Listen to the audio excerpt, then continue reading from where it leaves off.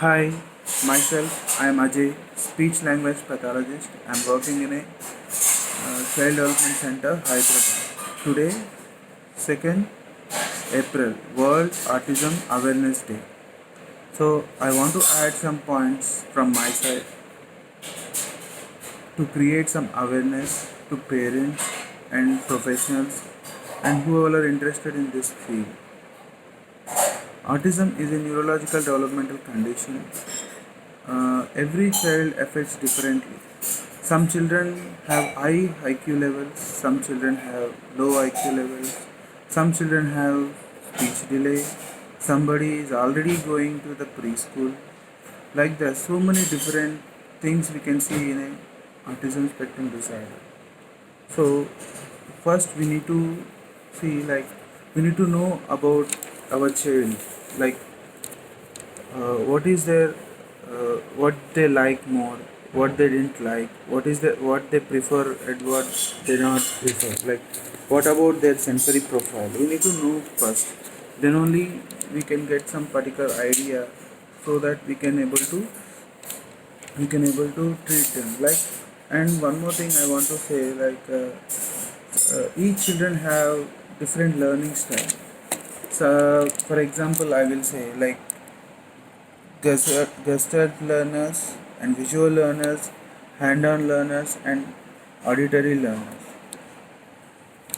And everybody knows in visual learners they will see so many videos, and they are more on mobiles and they will learn from that. And gestalt learners, in the sense, like for example I will say, for example, if we are giving one particular bath tie and give them to keep in a washroom, and after that you give the same bath tie and make him to say go and keep it on a table. But what child will do? He goes and keep it in a washroom only. Most oftenly children will do this. They will follow previous actions for present commands also. That is called gestalt learners.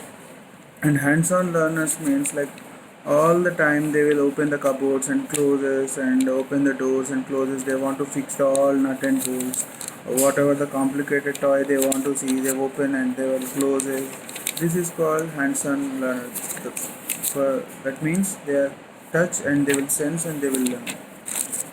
And coming to auditory learners, it is very rarely they they love to observe our conversations. See, if somebody talking with something about any toys, or they will like to listen properly, they learn through our speech. It is very rarely with aged children, but this is also one kind of learning style. If children have it, we need to see, like, what is their learning style. So it will give our information, so that we can encourage through that, uh, with that way. And one more thing I want to say, like, our we need to observe, then wait, then listen. This is a owling system. First, we need to observe a child very cleanly, how they are playing, like what they are playing, how they are responding with our commands, how they are responding with other commands, and we need to observe them. For example, if you and your kid playing bad ball like cricket, like, if you are hitting with bat, how child is reacting. Like, for example, child loves that, like, if you are hitting the ball he laughs a lot, for example. And that means you need to observe that, like you need to catch that again and again. You need to encourage that, wow, again, see, our daddy is going to hit the ball. You need to emphasize, you need to increase that responses from the child. And slow automatically child gets the ball and give it to you again. Why he expect you to hit again? So this is the way we need to observe the child interest, where he is, how he is responding that particular activity, and not only the play way, in other ways also, where he is interest. Like, most of the children see picture books. and what they are looking more fond about animals or animal pictures or fruits or something else. Most of the children are alphabets. So we need to observe that it gives information for us, so we can convert in some certain goals and we can work on this one. And second is waiting skills. And most of the times our parents, we will expect from children responses. We will ask something, we will give some instruction, and how they respond, we eagerly, we expect from them, but we need to give some time to them. Usually, for normal human beings, also, each individual takes some time. Somebody gives you fast response, somebody gives you a slowly response, somebody thinks and gives you answer. But usually, ASD kids take little more time. We have to wait. Say, for example, like if you are asking them like where is the ball, maybe your child can look at the ball, but he cannot able to recollect the word like where it is. So we need to wait for 30 to 40 seconds constantly. After that, slowly we need to give them prompt. Is it on the table or is it under the table? Like that. Once you give this kind of information, you need to wait proper time, so they can also able to make their sentence, make their words. They can create their words and they will to say. This is also will helpful to them. So we need to give proper time to them to communicate. If then we need to slowly prompt them and slowly we need to increase their responses. And next we are going to use a listening technique. Like what whenever the child talking something, we need to listen carefully. Why means most of our children babbles a lot, like pa pa pa ba ba ba la la la this kind of sounds. So how we can use this kind of sounds to communication and speech, increasing his speech means mostly when the child is saying pa pa pa ba ba ba, so slowly we can create similar sounds like pa bha. For example, we will take say park ball, like that we can emphasize the word like pa pa pa park ba ba ba ball, or else you can do papa ball.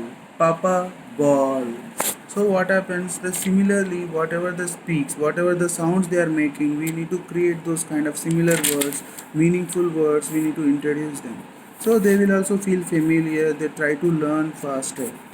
And most of the children will do this kind of sounds. So as a tutor, as a parent, what we need to do, like means we need to consider as a out.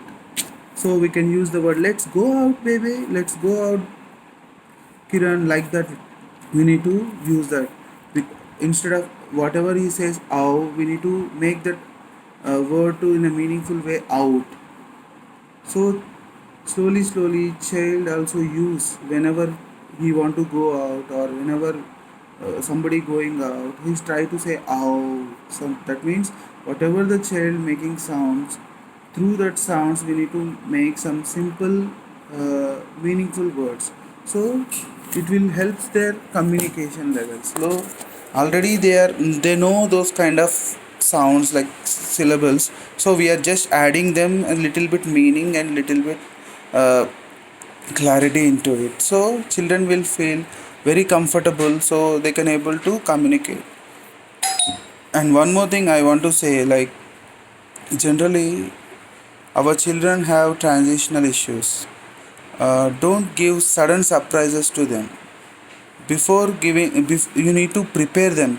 If you want to go out, or if you want to uh, play something or like that, suddenly don't tell to the child. You need to prepare them, like from 1 day before or 2 days before we need to prepare them, like tomorrow we are going to grandma house, according to child ability. Like some children, if you say word level and simple sentence, they can able to understand.